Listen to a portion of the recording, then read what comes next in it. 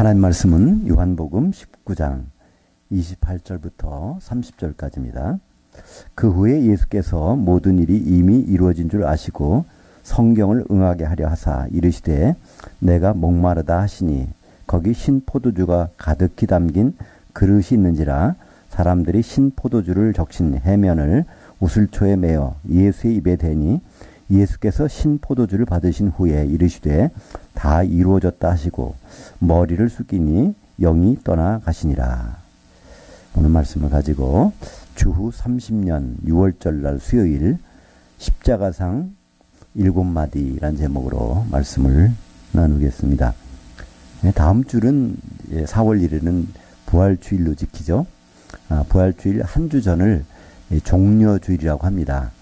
예수님이 예루살렘에 이제 입성하시는데 그때 백성들이 종려나무 가지를 흔들면서 호산나 호산나 왕이시여 구원하소서, 그걸 이제 기념하는 이제 주일날로 종려주일이라고 이렇게 삼어서 지키죠. 그리고 종려주일 다음에는 뭐가 시작되죠? 교회에서 한 주간 고난주간, 그래서 뭐 금식하고 오락하지 말고 뭐 이런 얘기를 합니다. 그리고 금요일 날은 이제 예수님 십자가에 달려서 돌아가셨다. 주일날 새벽에 부활하셨다. 이렇게 우리는 알고 있습니다. 근데 성경에서는요, 그게 맞지 않는 얘기입니다. 한마디로 종려주일이 아니라 금요일날 예수님은 이제 예루살렘에 입성하셨고, 그때 사람들이 종려나무 가지를 들고 호산나 이렇게 외쳤던 것이고요.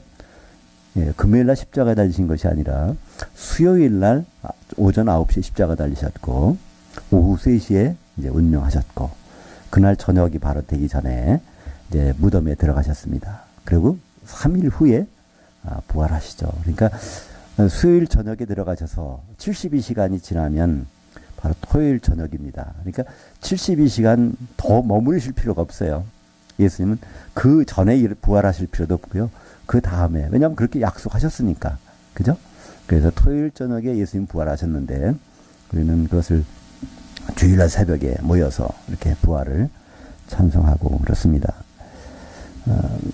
그러니까 지금부터 얼마 전이죠. 주후 30년의 이 일이 벌어졌으니까 금년이 2018년, 그러니까 1988년 전에 이번 주간에 이뤄지는 사건, 그 참 실감나지 않습니까? 그때 예수님이 수요일날 십자가에 달리신 그때 예수님은 7마디 말씀하셨습니다. 이제 마태복음에도 있고 누가복음에도 있고 요한복음에도 있고 마가복음에도 물론 있지만요. 그때 십자가상에서 하신 7마디, 사실은 그 말씀이 굉장히 중요한 말씀 아니겠어요? 다른 데도 아니고 십자가상에서 하셨다는 그 말씀은. 그래서 오늘은 그 말씀 한마디 한마디를 한번 이렇게 말씀을 가지고 음미해 보려고 합니다. 맨 처음에 십자가에서 하신 말씀이 누가복음 23장 34절에 예수께서 이르시되 아버지 저들을 사하여 주옵소서 자기들이 하는 것을 알지 못함이니이다. 그래서 예수님을 십자가에 못 박습니다. 근데 사실은 누가 그렇게 한 거죠? 유대인들이 한 거지 않습니까? 물론 유대인 대표인 대제사장들과 서기관 그들이 해서 이제 그렇게 올려가겠지만, 사실 빌라도는요 그렇게 안 하려고 그랬어요. 빌라도는요 이분에게서 죄를 찾아볼 수가 없다 결국은 얘기했는데, 유대인들은 강도 바라바를 내주고 이분을 십자가 못 박으라 해서 이 달리셔서 처음 하신 말씀이 저들을 용서해달라는 그것이, 그건 어떤 의미가 있을까요? 우리는 예수님을 그렇게 할 수도 있다는 얘기입니다. 근데 그건 용서받을 수 있다는 얘기예요. 예수님께 하는 얘기는. 마태복음 12장 32절에 보면 무슨 말씀이 있죠? 인자를 거역하는 것은 용서를 받을 수 있지만 성령을 거역하고 모독하는 것은 이 세상과 다음 세상에서도 용서가 없다는 말입니다. 그죠? 우리는 그 부분에 대해서 너무나 심각하지 않게 생각해요. 예수님께 내가 죄를 졌지, 그러면 그걸 용서해 주시겠지, 이것만 생각하는데요. 성령을 거역한 일이 벌어지면 이거는 이번 세상에도 그렇지만 다음 세상에서 용서가 안 된다는 얘기는요, 그건 다음 세상이 어디죠? 천년왕국 안 들어가면 지옥불이 떨어지는 거잖아요. 너무나 무시무시한 얘기인데 우리는 너무나 그것을 좀 별로 심각하게 생각하지 않습니다. 사도행전에서 그 사건이 일어나죠. 아나니아 사피라 성령을 속였더니 그 자리에 즉사하잖아요. 그죠? 예. 그러니까 성령을 속이는 것이 얼마나 심각한 죄인가에 대해서 우리는 생각을 안 합니다. 그래서 이 첫 번째 말씀을 통해서 우리는 한번 그 부분을 더 생각해 보실 것 같아요. 예수님은 참 좋으신 분이다. 이렇게 죄를 져도 예수님이 찔러도 용서해 주신다니까. 그런데 그 말씀 뒤에는 나는 그렇게 해도 다 용서가 되지만 성령께 거역하거나 모독하는 것은 용서가 없다는 것은 좀 심각한 말씀이죠. 두 번째 하신 말씀이 누가복음 23장 43절 예수께서 이르시되 내가 진실로 네게 이르노니 오늘 내가 나와 함께 낙원에 있으리라. 이게 오른쪽에 있는 강도에게 하신 말씀이죠. 그래서 주님이 나라가 임할 때 날 좀 꼭 기억해 주세요. 그때가 되면은 기억해 주세요. 근데 예수님은 그때까지 갈 필요 없다는 거예요. 오늘 내가 바로 내가 나와 함께 오늘 낙원에 있으리라. 그러니까 예수 그리스도 안에서 죽은 첫 1호가 오른쪽에 있는 강도예요. 그죠? 그러니까 그 전에 사람들이 예수 믿음 안에서 죽으면 어딜 가죠? 또 믿지 않고 죽으면 어딜 가는가는 누가복음 16장 19절 이하에 자세히 설명되어 있습니다. 부자와 거지 나사로. 이 부자는 바로 하나님 그 믿음이 없었어요. 음부에 가잖아요. 근데 이 거지 나사로는 구원받아서 아브라함의 품에 갑니다. 어떻게 구원받은 걸 아냐고요? 부자는 천사들에게 이끌려서 거기 간 거를 볼 수 있어요. 히브리서 1장 14절에 모든 천사들은 구원받을 상속자를 도우라고 보내주신 것이 아니냐 그러니까 이 나사로, 거지 나사로는 구원받은 것이 확실합니다. 그죠? 그것이 가는 곳이 어디예요? 아브라함의 품. 아브라함이 있는 곳에 갔다는 거예요. 그러면 아브라함은 어디에 있을까요? 아브라함은 요한계시록의 20장에 보면 사망 가운데 있습니다. 20장에 사망 가운데서 죽은 자를 내주고 음부 가운데서 내주고 근데 음부에는 믿지 않는 사람들이 가는 것이니까 그래서 이제 쭉 믿은 사람들은 사망 가운데서 음부와 사망의 차이가 뭘까요? 음부는요 죽어도 이게 쉴 수가 없는 곳이에요. 그죠? 내가 불꽃 같은 데서 아주 고민하나이다 그러면서 뭐라고 그러죠? 제발 내 형제 5명 아직 죽지 않았는데 그들을 이곳에 오지 않게 해주셔서 그런 것이 바로 이 믿지 않고 죽은 부자의 사후 유언도 아니고 뭐죠? 고백입니다. 그러니까 우리가 보면 보통 믿는 사람들이 살아서 전도해야 된다 그러죠. 근데 사실 전도는 죽은 사람이 전도하고 있어요. 그죠? 음부에 가 있는 사람이 제발 내 형제 5명은 이곳에 오지 않게 해달라는 그것이 바로 이제 음부죠. 그래서 이 사망은 나사로 보세요. 무슨 얘기도 그냥 쿨쿨 자서 아무 의식이 없잖아요. 그러니까 이 잠이라는 것이 얼마나 행복인지 몰라요. 만약에 죽었는데 잠이 안 온다 그러면요. 그건 어떨까요? 근심 걱정. 그죠? 살아있는 사람들 걱정. 좋은 일은 금방 지나가지만 나쁜 일은. 그리고 영의 세계에 들어가면 앞에 일도 알 수 있잖아요. 내일 모레면 교통사고 날 텐데, 내일 모레면 불이 날 텐데, 뭐 사기를 당할 텐데, 그걸 미리 알고 있으면요. 이거, 거기 가서 쉴 수가 있겠어요. 근데 하나님은 사랑하신 자에게 뭘 준다고요? 잠을 준다. 그러니까 이 세상에 잠잔다는 그 말도 될 수 있지만, 시편 127편의 그 내용은요. 바로 죽어서 음부 가운데서 불면증에 시달리지 않고, 바로 사망 가운데 잠들었다가 백보자 심판 때 거기서 그 집어내서 생명책 이름이 있으면 이제 새 예루살렘에 들어가는 그 일이 벌어집니다. 그렇게 쭉 해왔다가 그리스도 안에서 죽으면 아브라함 품에 가는 것이 아니라 바로 낙원에 간다는 겁니다. 낙원에서 거기 있다가 거기 있는 사람들은 언제 나오죠? 그리스도 안에서 죽어있던 사람들은요 반드시 먼저 나올 때가 있어요. 데살로니가전서 4장 16절에 보면 주께서 천사장의 음성과 하나님의 나팔로 친히 강림하시리니 그리스도 안에서 죽은 자들이 일어난다는 거예요. 이 세상에 예수 안 믿는 사람들은 그때 전혀 그런 일이 없어요. 그리스도 안에서 죽은 사람들. 그들이 잘 믿었건 못 믿었건 관계없어요. 그죠?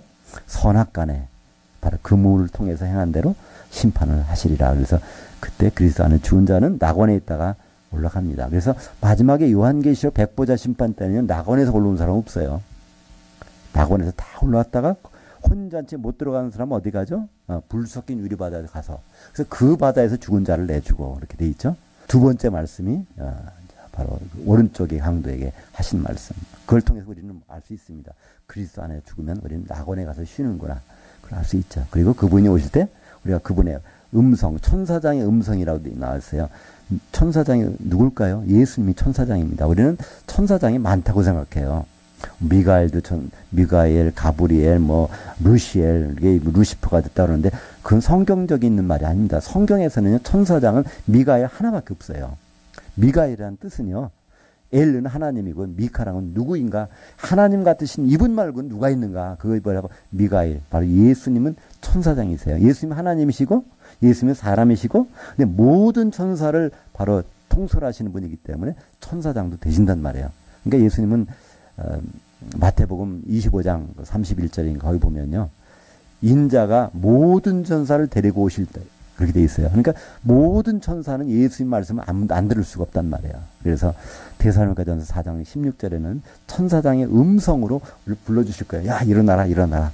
그럼 이제 그때 무덤에서 일어나서 공중에 올라가겠죠. 누가요? 그리스도 안에서 죽은 사람들이. 세 번째 말씀 무엇이죠? 요한복음 19장 26절부터 27절까지입니다. 예수께서 자기의 어머니와 사랑하신 제자가 자기 곁에 서 있는 것을 보시고 자기 어머니에게 말씀하시되 여자여 보소서 아들이니라 하시고 또 그 제자에게 이르시되 보라 내 어머니라. 그러니까 이 예수님은 육신의 형제가 남동생만 4명이 있어요. 여동생들도 있고. 근데 여기서 갑자기 무슨 말씀하십니까? 그 마리아한테, 생모 마리아한테, 우리는 보통 카톨릭에서 성모라고 하죠. 성경에는 성모가 아니에요. 그냥 생모지. 생모 마리아에게 지금 바로 여자여 그래요. 어머니. 그러니까 마지막 한 번만이라도 어머니라고 불러주면 얼마나 좋겠어요. 근데 예수님은요, 끝까지 어머니라고 안 부릅니다. 가나의 혼인잔치에서도 여자여 그러잖아요. 여자여. 당신 생각과 내 생각이 틀리다는 거예요. 무슨 상관이 있느냐는 거예요. 지금 이 물 가지고 포도주를 만들어주면은 바로 하나님이고 하나님 아들이라는 걸 믿을 것 같지만 당신은 그 믿음이 없다는 거예요. 그러나 그걸 해주겠다. 그래서 물을 가지고 포도주를 만들어주잖아요. 그때 끝까지 여자라고 합니다. 마지막 십자가상에서도 여자예요. 그러는 거예요. 그러니까 나를 당신 아들이라고 생각하지 말라는 거예요. 당신 아들은 따로 있다는 거예요. 그래서 그 자리에 아마 그 예수님 친동생들은 안 왔나 봐요. 무서워서. 그러니까 요한은 사실은 살로메의 아들이니까 예수님의 이종 동생이죠. 그죠? 바로 이 요한이 바로 당신 아들 노릇을 할 것입니다. 이렇게 얘기합니다. 끝까지 여자라고 하는 것 무슨 뜻이 있을까요? 창세기 3장 15절에 보면 하나님의 원복음이 선포되잖아요. 아담이 선악과를 먹었을 때 그때 하나님 나타나서 하신 것이 여자의 후손이 바로 이 뱀을 머리를 상하게 한다는 거예요. 진멸한다는 것이죠. 마귀를 진멸하는 역할을 누구한테서? 여자의 후손. 남녀 관계를 통해서, 부부 관계를 통해서 나오지 않고 성령으로 잉태된 것으로 나오는 그분이 바로 메시아라는 것을 설명하시는데, 그래서 바로 마리아는 여자로 사용됐다는 걸 말씀하시는 것입니다. 십자가상에서 여자라는 것은요, 당신은 내가 오는 통로였습니다. 창세기 3장 15절에 그 복음의 통로로 사용된 사람입니다. 그것을 선언하고 있습니다. 유대인들은 아직도 메시아를 기다리지만 바로 주님은 2000년 전에 이미 오셨었죠. 마지막 네 번째 말씀은 마태복음 27장 46절에 제9시쯤 예수께서 크게 소리질러 이르되 엘리 엘리 라마 사박다니 말씀하십니다. 제9시라고 하면 공간복음에서는요, 거기다가 6을 더해야 됩니다. 그리고 오전과 오후를 바꿔놔야 돼요. 유대인들은 해질녘이 되면 보통 저녁 6시가 되면 하루가 바뀝니다. 우리는 보통 자정이 돼야 하루가 바뀌잖아요. 밤 12시가 돼야. 근데 유대인들은 저녁 6시쯤이면 바뀐단 말이에요. 그러니까 6시간 빨리 시간들이 돌아가는 거예요. 그러니까 여기서도 제9시쯤, 그러니까 9시쯤이라는 것은 여기서 6을 더하면 15시잖아요. 그러니까 15시에서 오전과 오후가 바꿔지니까 오후 3시죠. 그죠? 그러니까 예수님이 오전 9시 십자가 달리셨어요. 그래서 오전 12시까지는 여러 가지 세 번의 메시지를 말씀하신 다음에 갑자기 하늘이 어두워지고 어두운 일이 벌어졌죠. 성전에 휘장이 위에서 쫙 갈라져 버렸어요. 바로 그 무슨 뜻일까요? 이 사람이 만든 성전, 그거는 이제 효력이 끝났다는 거예요. 이 예수님이 진짜 성전이라는 거예요. 이제 예수님 육체가, 그죠? 예수님 몸이. 바로 그 사건이 언제 일어나죠? 12시에. 딱 낮 12시에. 그래서 모든 캄캄해지고 얼마 동안에 3시간 동안. 그리고 오후 3시 딱 됐을 때 예수님 하신 말씀이 엘리 엘리 라마 사박다니 그래요.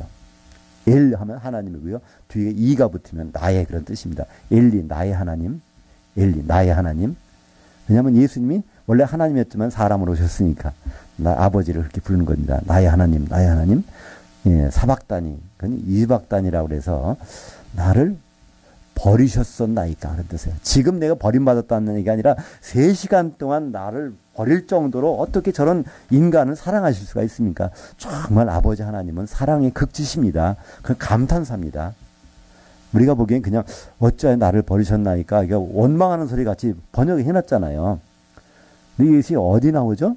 시편 51편에 그런 말이 사실은 있었죠. 다윗이 밧세바를 범하고 나서 회개를 하면서 그때 하는 말이, 그때는 버림받은 거예요. 왜냐하면 하나님이 죄를 졌으니까 다윗이 그때는 버리셨나이까, 버린 상태, 완료형이에요. 나 지금 죄 때문에 이렇습니다. 나를 좀 어떻게 구해주세요. 그런 기도했지만 똑같은 문장을 예수님 십자가상에서 나를 버리셨었나이까, 부정과거, 과거 일시 동안 있던 사건으로 바꿔버립니다. 3시간 동안 십자가에 죄를 짊어지고 가는 동안에 하나님과 분리될 수밖에 없어요. 하나님은 죄와 공존을 못하시니까. 근데 바로 3시간 동안 있다가 복귀하신 하나님이 이제 나의 하나님, 나의 하나님, 나를 3시간 동안 버리셨다니요. 왜요? 저들을 사랑하기 위해서. 정말 하나님은 사랑이십니다라는, 물론 그것은 생략이 되어 있지만 그런 감탄사입니다. 엘리 엘리 라마 사박다니. 이것이 바로 4번째 오후 3시에 딱 돼서 하신 말씀이고요. 5번째는 요한복음, 오늘 이제 본문이 5번째 말씀과 6번째 말씀이 있습니다. 본문 19장 28절에 보면 예수님이 이제 목마르다 하세요.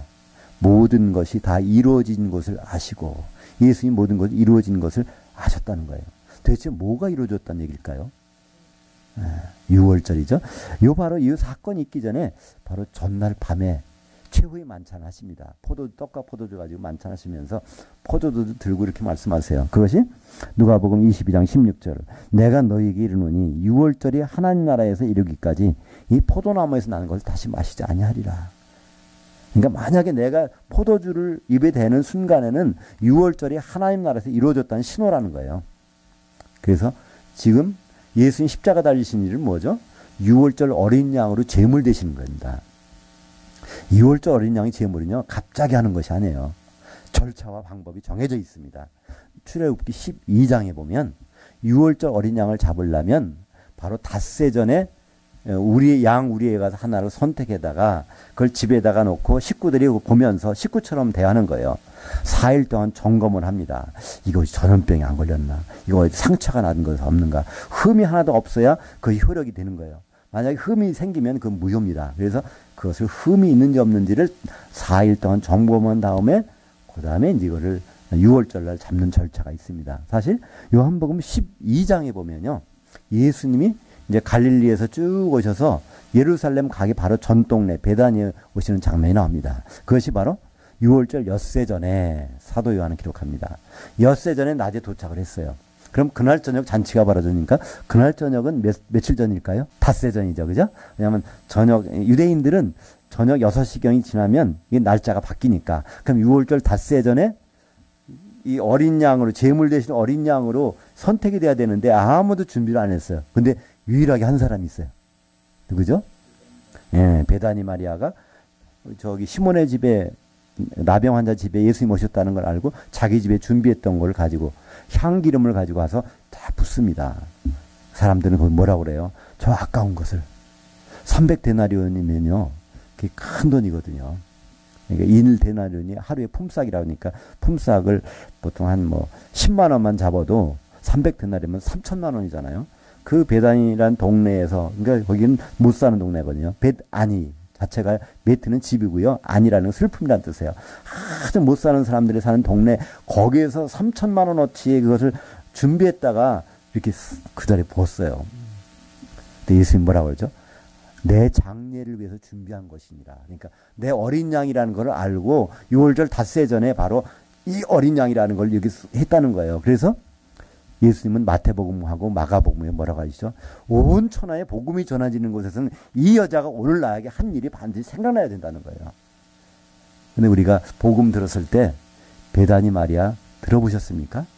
6월절 닷새 전에 6월절 어린 양으로 선택했다는 걸 들어보셨습니까? 저도 못 들어봤어요. 그죠? 근데 예수님은 그렇게 말씀하셨어요. 온 천하에 복음이 선포되는 곳에서는 이 여자가 오늘 나에게 한 일을 반드시 생각하고 기억해야 된다는 거예요. 그거는 그냥 십자가에 그냥 달리신 것이 아니라 6월절 양 잡는 절차에 따라서 닷새 전에 선택을 해서 이제 4일 동안 점검을 받으셔야 되는 거예요. 어떻게 점검을 받죠? 율법에 흠이 있는지 없는지. 그러니까 율법을 담당하는 사람들은 어디 살고 있죠? 예루살렘에. 거기 오면 제사장들, 서기관들, 바리새인들. 그러니까 낮에 거기 가는 거예요. 거기 가시는 첫 일정이 바로 행차가 바로 종려 금요일 행차입니다. 거기 가는 동안 사람들은 우리를 구원하러 왔나 보다 종려나무 가지를 막 흔드는 거예요. 예수님은 그게 아니라는 걸 알리기 위해서 뭐라고 했죠? 나귀 새끼를 타고 가신단 말이에요. 왕이라면 흰말을 백마를 타고 가셔야 되는데 요한계시록 19장에 보면요. 예수님이 백마 타고 오시잖아요. 왕으로 오실 땐 백마 타시는 분이에요. 근데 나귀 새끼를 타고 오신다는 나는 지금이 왕으로 오는 것이 아니라는 거예요. 나는 지금 구원할 것이 아니라는 거예요. 앞으로 구원이 있다는 겁니다. 호산나라는 것은 지금 당장 구원해 주세요. 그런 뜻이에요. 근데 그 구원은 언제 이루어지죠? 요한계시록 7장 9절에 보면요. 셀 수 없는 무리들이 거기 나타나서 그러니까 7년 한란 다음에 그들이 종려나무 가지를 흔들면서 흔든다는 거예요. 요한계시록 7장 10절에는요. 구원이 바로 어린 양께 있도다. 그러니까 이 호산나라는 찬송은 지금 부르는 것이 아닙니다. 예수님이 재림 때의 찬송이에요. 요한계시록 7장 9절과 10절이 바로 그걸 말씀하고 있거든요. 여기서 다시 오실 때 그때 호산나 종려나무 가지를 흔들고서 호산나 찬송을 부르는 것입니다. 근데 이 백성들은 무지해서 그렇게 하는 거예요. 근데 우리가 그걸 또 따라가지고 호산나 찬송 종려주일이라고 해서 하는 거 참 이상하지 않습니까? 그죠? 그때 너무나 실수한 거를 우리는 그때 실수했기 때문에 우리는 종려나무 가지고 흔들면서 종려주일 지키는 그것도 종려주일도 아니고 금요일인데 그거보다는 요한계시록에 종려나무 가지고 흔들면서 하는 그것은 재림 때의 사건이구나.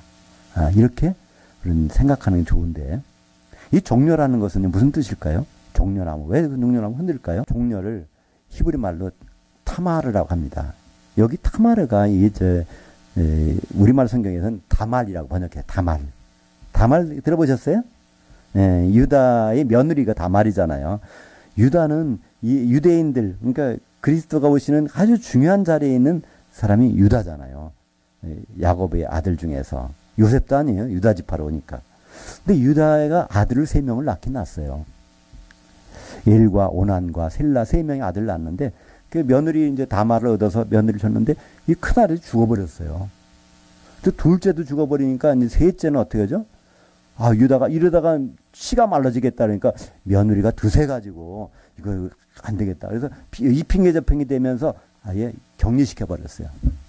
그러니까 계대 혼인 제도라고 그래서 유대인들은 형이 자식 없이 죽으면 그 동생이 그 형수하고 더불어서 자식을 가져서 형의 자녀로 이렇게 세우게 되는데 그런 제도가 이게 안 된단 말이에요. 결국은 그 타말은 창녀로 분장을 해가지고 그죠? 그 유다하고 더불어서 관계를 맺어서 애를 낳습니다. 그게 바로 베레스, 그죠? 베레스와 쌍둥이를 낳죠. 베레스와 셀라 낳는데 거기서 이 베레스가 예수님이 혈통으로 쭉 연결되는. 그러니까 하마터면 메시아의 족보가 끊길 뻔했어요. 그죠? 아주 저 멀리 가물가물하는 것이 그냥 이 누굴 통해서요? 이 다말을 통해서. 이 다말이라는 종려나무는요, 야자수죠. 그죠? 야자수는 뿌리가 굉장히 깊은 곳까지 간다고 합니다. 그래서 사막에 종려나무가 있다. 저 깊은 곳에 물이 있다는 뜻이에요. 그러니까 이 다말이라는 것은 멀리 있는 그 생명을 끝까지 붙잡고서 끌어올리는 그 이름 역할이 바로 종려거든요. 그래서 종려나무 가지고 흔든다는 것은 구원이 멀리까지 있는 줄 알았더니 지금 우리에게 있습니다. 그래서 그걸 흔들게 되는데 그것은 예수님 오실 때는 그게 아니란 말이에요. 예수님은 언제 오실 때요? 재림하실 때 우리를 완성을 시키러 오신 분이고 초림 때는 뭘 하셨죠?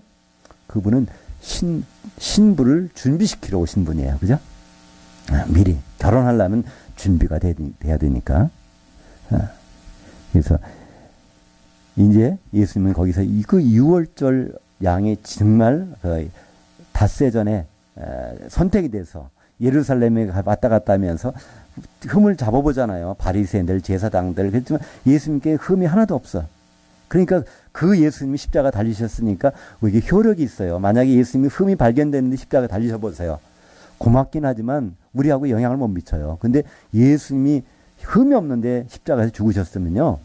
무엇을 해결하셨어요? 우리의 모든 죄를 해결하셨잖아요. 그죠? 그래서 바로 우리는 예수님이 이것을 선언하셔야 돼요. 흠이 없이 진짜 유월절 어린 양을 잡는 절차에 따라 합법적으로 선언됐다는 걸 선언하시기 위해서 그 전날 저녁에 내가 포도주를 입에 대는 순간에 하나님 나라에서 유월절이 완성됐다를 선언하시겠다는 거예요. 그러고 나서 이제 십자가에 올라가셨습니다. 올라가서 마지막에 뭐라고 그랬어요? 내가 목마르다. 그러니까 예수님은 십자가에 포도주를 이렇게 대시면 되는데 십자가에서 사정이 생겼어요. 예수님은 세 개의 못에 양쪽 팔에 못 하나씩 또 다리는 폭에서 못 하나. 그래서 어떻게 꼼짝달싹 못 하시는 거예요. 그러면 포도주를 마셔야 유월절이 완성됐다는 선언을 하실 텐데 그러니까 목마르다. 그러면 누가 갖다 줄 거잖아요. 유대인들은 그냥 물을 안 마셔요. 왜? 석회가루가 섞여 있어 반드시 포도주를 음료수로 마시지. 그러니까 거기에서 있는 게 그냥 쉰 포도주밖에 없어요. 그래서 그걸 갖다가 입에 대시니까 그 다음 하신 말씀이 30절에 예수께서 신 포도주를 받으신 후에 이르시되 다 이루어졌다. 우리말 번역은요. 다 이루었다. 예수님이 다 이룬 것으로 됐는데 그게 아닙니다. 예수는 그런 능력을 다 놓고 오셨어요. 이 세상 올 때부터 하나님의 본체시지만 그분의 능력을 다 놓고 죽으러 오시니까. 그래서 예수님도 이거 죽으시는 것도 바로 그분의 선택이 아니에요. 하나님이 다 이루어 가시는 거예요. 부활시키는 것도 하나님이 이루어 가시는 거고. 그래서 거기서 이게 유월절 양으로 내가 죽는 모든 절차가 끝났다. 이걸 다 이루어졌다. 그것이 이제 오늘 6번째 말씀 하십니다. 그렇다면 이거로 끝났을까요? 예수님 마지막 말씀이 있어요. 그것은 바로 누가복음 23장 46절 예수께서 큰 소리로 불러 이르시되 아버지여 내 영을 아버지 손에 부탁하나이다. 예수님이 지금 하실 일이 있다는 거예요. 무슨 일이겠까요? 그러니까 유대인들에게는요 절기가 있습니다. 7개의 절기가 있어요. 유월절, 그 다음에 무교절, 그 다음에 초곡절, 어떤 데는 초실절이라고 번역을 하는데요. 그럼 복식단을 흔드는 거니까 저는 초곡절이라고 이렇게 부르고 있습니다. 이제 여기 앞에 3가지고요. 그 다음에 오순절이 있고, 그 다음에 나팔절, 대속제일, 장막절 이게 7개 절기가 있는데 이 모든 절기는 골로새서 2장 16절 17절에 보면 예수님의 그림자라는 거예요. 그리고 그것이 몸은 그리스도의 것이니라. 예수님이 그걸 다 하나하나 이루어 가신다는 겁니다. 6월절 십자가를 통해서 이루셨어요. 그 다음 절기는 뭐죠? 무교절입니다. 무교절은 누룩이 안 들어가는 떡을 나눠주는 거예요. 누룩이 들어가는 떡이 뭐죠? 이거는 세상 교훈입니다. 세상 밥을르게 하는 것. 그것이 이제 마태복음 16장이죠. 16장 그 12절에 보면 예수님이 말씀하시죠. 바로 바리새인과 사두개인 그것이 바로 누룩이라는 거예요. 바로 누룩이 안 들어가는 것은 어디 있을까요? 이 세상에는 없습니다.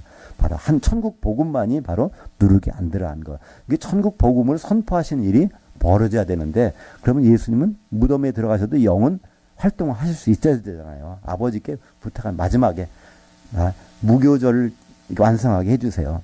내 영을 부탁하나이다. 예수님은 그래서 이제 무덤에 들어가십니다. 들어가신 순간에 어떤 일이 벌어지죠? 몸은 육신은 땅속에 있었으나 영으로는 살아나서 베드로전서 3장에 몸은 땅속에 들어갔지만은 영으로는 살아나서 옥에 있는 영들에게 복음을 선포하시니라. 그때 옥에 있는 영들은 누구죠? 바로 복음을 들어보지도 못했던 사람들, 노아 홍수 때 그 죽었던 사람들, 그들에게 바로 구원의 복음을 선포하시는 겁니다. 많은 사람들은 얘기해요. 우리나라 조상들은 어떻게 됐을까? 삼국시대에는 예수님을 알지 못했는데 그들은 다 어디 가버렸을까요? 근데 성경에서는 하나의 힌트를 줍니다. 하나님은 그냥 무조건 지옥 보내시는 분이 아니에요. 무조건 뭐 불못에 던지는 분이 아니라 다 핑계를 못 대게 하신다고 그랬어요. 그 중에 대표적인 사건 중에 하나가 노아 홍수 때 제대로 복음을 못 들어가서 죽긴 죽었는데 그들이 옥에다가 보관하고 있다가 예수님이 그들에게 복음을 선포하십니다. 그때 그걸 받아들이거나 그걸 안 받을 그건 그분들의 자유겠죠. 그것이 바로 무교절을 완성시킨 일입니다. 무교절 기간 중에 누룩이 안 들어가 있는 그 떡을 나눠주는 예수님이 그리고 나서 세 번째 절기는 초곡절. 그때는 무교절 기간 중에 처음으로 돌아오는 안식일 날은 곡식단, 안식일 바로 다음 날 곡식단을 흔드는 거예요. 근데 우리가 십자가 사건의 일을 보면요. 무교절, 명절 때는 그날 첫날은 안식이란 말이에요. 그걸 큰 안식이라고 그래요. 왜 큰 안식이라고 할까요? 보통 안식일이기 때문에 정규 안식일. 매주 한 번씩 돌아오는 안식일. 금요일 저녁부터 토요일 저녁까지는 이건 보통 안식일입니다. 근데 명절 첫날은 이것은 큰 안식이래요. 근데 예수님 십자가에 달리시고 그날 저녁부터는 무교절이 시작되니까 24시간 동안, 그러니까 이제 목요일 날은 이건 큰 안식이란 말이에요. 그 다음에 금요일 날은 평일 날이고, 근데 금요일 저녁부터는 보통 안식일이에요. 그죠? 이 안식일이 지난 다음에 곡식단을 흔들어야 되는데, 바로 그것이 예수님이 곡식단 대신에 바로 흔들렸잖아요. 예수님은 이 십자가 사건 전에 무슨 말씀하셨죠? 요한복음 12장 24절에 한 알의 밀알이 그냥 썩지 않고 그냥 있으면 그대로 있지만 이것이 썩으면 많은 결실을 맺는다. 바로 예수님이 이제 곡식단으로 흔들릴 걸 말씀하신다는 거예요. 그 예수님 흔들렸어요. 많은 사람들은 금요일 돌아가셨다가 토요일날 주일날 부활했다고 하는데 그러면 몇 시간 돼요? 길어봤자 얼마 안 되잖아요. 그죠? 근데 예수님 분명히 말씀하셨어요. 마태복음 12장 50절이죠. 거기 보면 바로 내가 보여줄 수 있는 거는 요나의 표적밖에 보여줄 수가 없다. 요나가 3일 밤 3일 낮 동안 72시간 동안에 고래 뱃속에 있었던 것처럼 나도 땅속에 72시간 있다가 나오겠다. 그럼 예수님 말씀을 믿어야죠. 그럼 72시간 있다 나오려면, 그러니까 수요일날 십자가 달리셨으니까 그러면 토요일 저녁에 나오시는 것이 그건 은혜의 말씀이잖아요. 그죠? 그러니까 주일날 새벽에 갔더니 이미 예수님 자리도 다 개져 있고 그렇잖아요. 그죠? 그래서 예수님은 초곡절 이루셨습니다. 그리고 나서 제자들을 만나갖고 40일 동안에 뭘 말씀하세요? 천국 복음, 하나님의 복음에 대해서 말씀하시고 몇 날이 못되어 성령으로 세례를 받으리라. 성령에 잠기하겠다는 거예요. 성령으로 반죽하겠다는 겁니다. 그죠? 성령의 기름으로. 그래서 오순절날 딱 되니까 오순절날에는 보통 레위기 23장에 보면요. 떡 2개를 기름에 반죽해서 흔들어야 돼요. 근데 그날은 떡 2개를 흔드는 것이 아니라 사도들이 떡 한 덩어리가 성령의 감독으로 막 돼 있고 그날 저녁에 베드로의 설교를 듣고 3,000명의 성도들이 또 떡이 돼서 떡 2덩이가 흔들리는 날이 바로 오순절날. 그래서 오순절도 예수님은 완성하셨습니다. 그 다음 절기는 나팔절입니다. 요한계시를 보면 마지막 나팔이 있죠. 예수님이 재림하시려면 마지막 나팔에 불릴 때 그때 바로 주님이 오시는데 오셔서 하는 일은 그리스도의 심판대. 그러니까 결혼하러 오시는데 결혼할 상대자가 제대로 돼 있는지 안 됐는지를 점검하시겠다는 거예요. 그죠? 아무나 결혼할 수 없잖아요. 준비가 된 사람하고 결혼해야 되니까. 그래서 그것을 다른 말로 그리스도의 심판대. 고린도후서 5장 10절에 보면 우리가 다 성도들이 모두가 다 바로 그 선악간에 그 몸을 통해 행한 대로 심판을 받아야 된다는 겁니다. 그것이 마태복음 25장에는 열처녀의 비유에 뭐로 나오죠? 기름을 준비한 사람, 성령의 기름이 있는 사람과 예수님은 신랑으로 기다렸지만 기름 없이 기다린 사람과 거기서 구분되는 걸 볼 수 있습니다. 그러니까 이 예수님은 이제 십자가상에서 다 이루어졌다. 6월절이 다 끝났다. 그렇다는 얘기는 다시 무슨 말일까요? 이제 내가 다음 절, 이 무교절을 내가 완성할 것이고 그 다음에 초곡절에 이삭단을 해서 흔들려서 부활할 것이고 그 다음에 오순절 때는 떡 2개를 만들기 위해서 성령의 기름을 보내서 반죽을 할 것이고 그 다음에 바로 나팔절 마지막 나팔을 불 때 와서 우리에게 기름이 없는지를 있는지를 검사하시겠다는 것입니다. 이제 우리는 이 6월절 십자가 사건을 통해서 나의 죄 용서됐으니까 감사합니다. 물론 감사를 해야 되죠. 그러나 예수님이 왜 그런 말씀을 하셨는지를 생각해 봐야 됩니다. 그죠? 낙원에 누가 들어가는 건지, 낙원에 있는 사람은 언제 나오는 건지, 그리고 예수님은 찌른 사람은 용서를 받지만, 그러나 성령을 거역한 사람은 용서를 받지 못한다는 것. 그리고 하나님 나라에서 이미, 그러니까 하나님 나라는 앞으로 기다리는 나라가 아니라 하나님 나라에서 6월절이 이루어진다는 신호를 하셨단 말이에요. 그죠? 그러면 바로 하나님 나라가 있다는 얘기잖아요. 나중에 죽어서 가는 것이 아니라 하나님 나라에서 6월절이 완성되기 전까지는 포도나무에 나는 것을 입에 대지 아니하리라. 근데 어떤 목마르다 해서 그걸 대셨다는 얘기는 하나님 나라에서 이 일이 지금 이루어지고 있다는 겁니다. 첫 번째 일은 유월절이 이루어졌고, 그 다음에 무교절이 이루어졌고, 그 다음에 초국절이 이루어졌고, 오순절도 이루어졌고, 앞으로 하나님 나라에서 뭐가 이루어져요? 나팔절과 대속제일이 분명히 이루어질 것입니다. 바로 우리가 준비해야 될 것은 뭘까요? 여러 가지 생각하지만 간단합니다. 바로 성령의 기름밖에는 준비할 것이 없어요. 그럼 기름을 준비하려면 어디로 가야 되지? 기름집에 가야 되잖아요. 그죠? 기름집, 다른 데 가면 그분을 준비할 수가 없어요. 그 성령의 기름이 있는 곳은 어디죠? 교회밖에 없습니다.